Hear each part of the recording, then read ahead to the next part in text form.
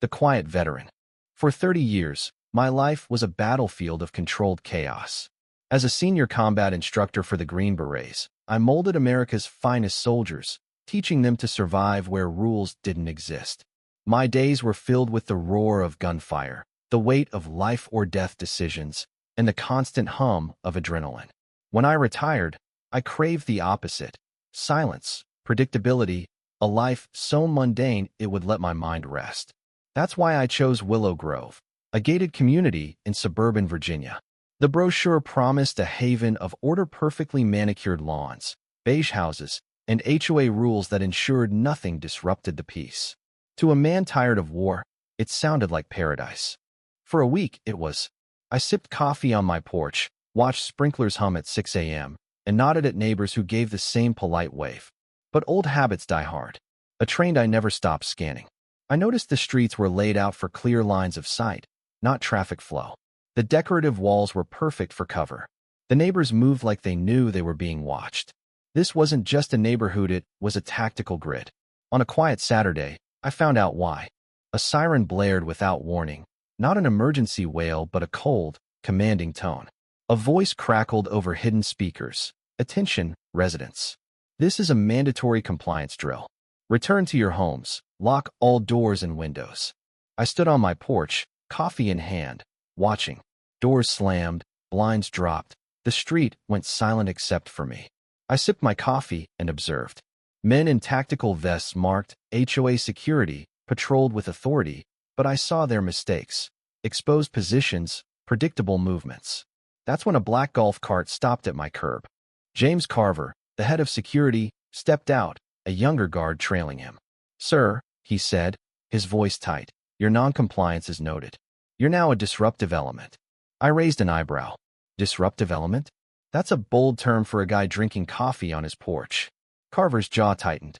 "This is a secure community with strict rules. You agreed to them." I set my cup down. "Let me offer some feedback, Mr. Carver. Your alert system is centralized, one cut to the power line at the clubhouse, and you're blind. Your radios are unencrypted. I could listen in with a cheap scanner. Your men walk in the open, perfect targets. And you approach me with no backup, your trainee in your line of fire. If this were real, you'd all be dead." Silence. Carver froze, his authority crumbling. The trainee gaped. "Who are you?" Carver finally asked. I smiled. "Your new neighbor, and I think your team needs a better teacher." I walked inside, leaving them stunned. That moment woke something in me. Willow Grove wasn't a retreat, it was a training ground. I needed to know who Carver was and what his outfit, Vanguard Security, was doing here. My search for peace was over. A new mission had begun. Carver's silence lasted 2 days of predator regrouping. I spent those days watching, my coffee ritual now reconnaissance. Then, a crisp envelope slid under my door at night. It was a $500 fine from the HOA for landscape violation, code 12.3. I checked the 200-page HOA manual. No such code existed. But from Carver's perspective, my hedges created a blind spot, a tactical flaw. This wasn't a fine. It was a lesson, instructor to instructor. He was declaring war. That night, the alarm screamed at 2:30 a.m., a 60-second test to rattle residents. I didn't move, lying in the dark, planning.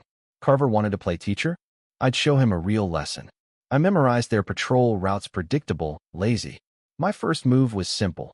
I rigged a remote-controlled toy car with an infrared beacon, driving it into the woods before their 10:30 p.m. patrol. Their night vision picked up the signal, and they spent 45 minutes chasing a ghost, crashing through brush, breaking every rule of stealth. Lesson 1.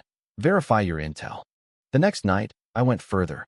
I trailed their patrol, silent in the shadows. At their checkpoint shed, I picked the lock in seconds and left a single 5.56mm rifle casing on the desk. A message: "I was here, and you never saw me." I imagined Carver's face when he got the report.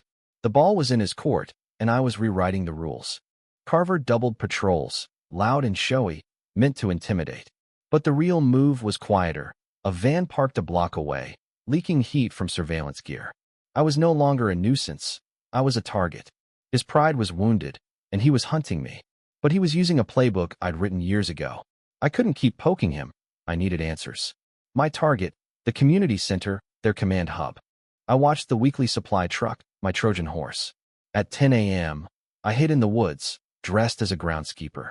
As the truck slowed at the gate, I slipped beneath it, clinging to the chassis, gravel inches from my face. It cleared the gate and stopped at the loading dock. I dropped, rolled into shadow, and found an HVAC hatch. Inside, I moved through dusty corridors to a vent overlooking the operations room. It was empty lunchtime. I slipped into Carver's office, picked his flimsy lock, and hacked his computer. Password: Vanguard Chief 2024. The files revealed the truth. Vanguard Security was a mercenary academy, training corporate security, extraction teams, and paramilitary units for unstable regions. Willow Grove was their live-fire campus. Residents were unwitting props in their drills. My file marked me as John Harper, retired librarian, but Carver's notes called me a Tier 1 operator and a threat. I'd moved into a rival school, and Carver feared I'd expose his flaws to his clients. I copied his drive and slipped out, the truth burning in my pocket. Carver's next move was desperate. A final exam for his top trainees. Mission: infiltrate my house, subdue me, non-lethally. I had 6 hours. I didn't fortify, I built a classroom. At the front door, I rigged paint cans to a tripwire. In the living room, I hid Bluetooth speakers to play fake sounds. On the stairs, I scattered ball bearings. I waited in the attic, watching through a vent. At midnight, 6 trainees breached the door. Paint doused the first 2, blinding them. I heard a cough from the kitchen. 2 split off, a rookie mistake. The others hit the stairs, slipped on bearings, and crashed. I dropped from the attic, neutralizing them with pressure point strikes. The kitchen pair hesitated. I took them down. 5 minutes, 6 failures. Carver stormed in, pistol drawn, rage blinding him. He hit the bearings, fell, and fired wildly. I disarmed him, pinned him in a hold, and whispered, "You taught your men to follow a script, not to think. That's why they failed." I zip-tied his team in the living room, Carver in a chair. "Your school's curriculum is flawed," I said, holding the thumb drive. "This has your client list shady paramilitary groups, illegal ops. The State Department would love it. So would the press." His face paled. "My terms: Vanguard leaves by sunrise. You wired a payment for my silence. Call it tuition." His phone buzzed a message from his bosses. "Withdraw. Erase presence. Do not engage." Even they feared me. By dawn, Vanguard's trucks rolled out, stripping the community center bare. A young trainee, the one from my porch, met my eyes. He nodded, a student respecting a master. I nodded back. The sirens, patrols, and oppression were gone. Willow Grove was quiet. I stood on my porch, coffee warm in my hands. I'd come for peace and found a battlefield. But in dismantling Carver's operation, I rediscovered my purpose. My name is John Harper, once a teacher of warriors. For a moment, this was my classroom, and I taught a lesson they'll never forget. What did you think of John's fight against an unjust system?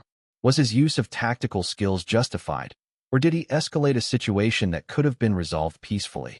Share your thoughts on violence, power, and standing up to injustice in the comments below. Let's hear your perspective. Where do you stand?